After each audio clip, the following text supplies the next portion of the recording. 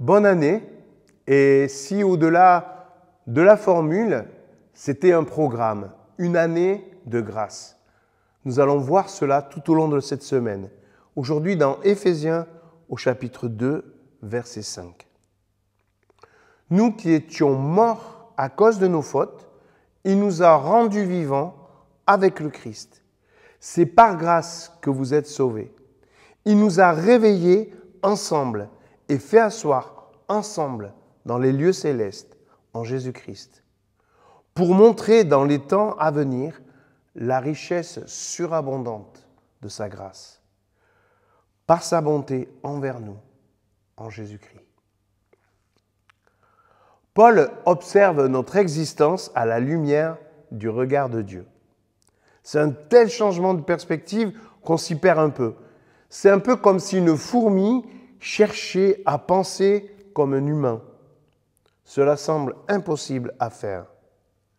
Alors que nous nous pensons vivants, Dieu nous voit morts à cause de nos fautes. Et quand nous sommes morts, Dieu nous trouve pleinement vivants, puisque nous sommes enfin totalement décontaminés du péché. Cela reste quand même difficile à comprendre. Observer nos vies à la lumière du ciel. Mais il est important de comprendre combien notre salut dépend exclusivement de sa grâce. Combien nos efforts n'ont d'intérêt que dans la collaboration avec la puissance de son esprit.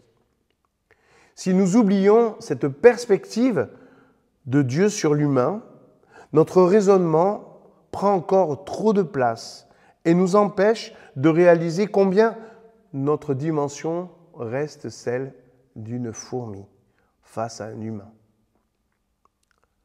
Toute notre occupation ne représente finalement pas grand-chose face à son œuvre.